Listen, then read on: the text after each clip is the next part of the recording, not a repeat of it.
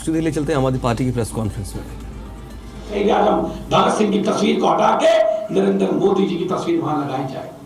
इन्होंने साबित कर दिया कि दलित और पिछड़े लोगों का वोट तो लेना चाहते हैं, लेकिन ये बाबा साहब अंबेडकर से नफरत करते हैं। आजादी के इतने वर्षों बाद भी बाबा साहब अंबेडकर से इतनी नफरत, बाबा साहब के संविधान से नफरत।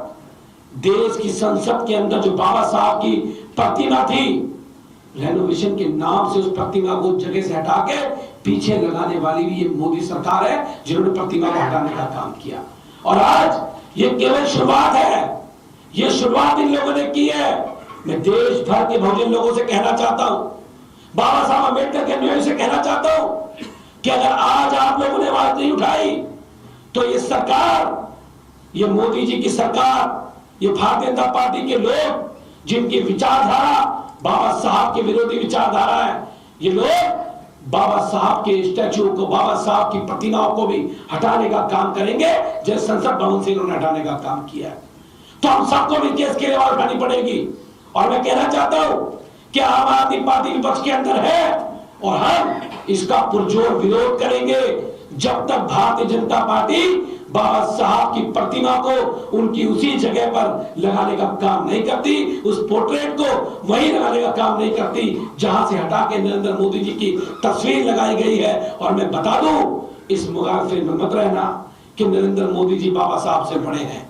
नरेंद्र मोदी जी या अमित शाह जी बाबा साहब अंबेडकर की पैर की धूल की बराबर नहीं है। बाबा साहब अंबेडकर ने देश को संविधान दिया, एक ऐसा संविधान दिया जो सबको समानता की, बराबरी की, भाईचारे की बात करता है। और ये दूसरी तरफ नरेंद्र मोदी जी जो देश को बांटने की बात करते हैं, आपस में लड़ाने की बात करते हैं, नफरत की बात करते हैं। तो हम सबको मिलकर हम इसकी आवाज को बुलंद करेंगे। इन्होंने 3 दिन के लिए हमें सत्र से निलंबित करने का काम किया है। आप सदन से हमें निलंबित कर सकते हो, लेकिन आप हमारी आवाज को नहीं दबा सकते हो, आप हमारी आवाज को बंद नहीं कर सकते हो। हम आवाज उठाएंगे और जब तक बाबा साहब का पोर्ट्रेट वहां नहीं लगता, ये आवाज हमेशा हम ऐसे ही बुलंद करते रहेंगे।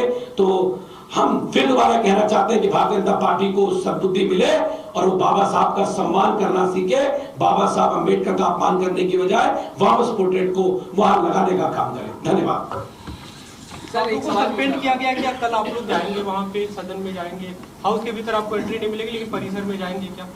बिल्कुल जाएंगे। देखिए, आप सदन में हमारी आवाज़ को दबाने या रोकने की कोशिश कर सकते हो, सदन के बाहर हम अपनी बात रखेंगे।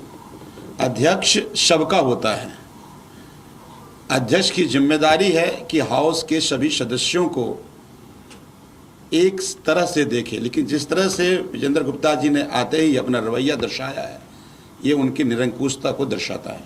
सर, एक सवाल ये है कि क्या पंजाब से केजरीवाल जी राज्यसभा में जा रहे हैं, ये भी अब लगातार सवाल उठ रहा है, इस पर एक मीडिया में उठ रहा है। सर, तिहाड़ के पूर्व सुपरिटेंडेंट ने कहा है कि जब आपकी सरकार थी तो सुब्रत रॉय को कई सुविधाएं दी जाती, शराब की बोतलें भी इकट्ठा की गई, तो उनकी सर्विस तो कुछ भी करे, सब उन्हीं के पास है, संजीव जी क्लैरिफिकेशन, तिहाड़ उन्हीं के पास है, सारा कंट्रोल उनके पास है, तो फिर वही कराते होंगे। संजीव जी क्लैरिफिकेशन अगर उस पर दे देते दे दिया था, हमारे मुख्य प्रवक्ता ने बता दिया था।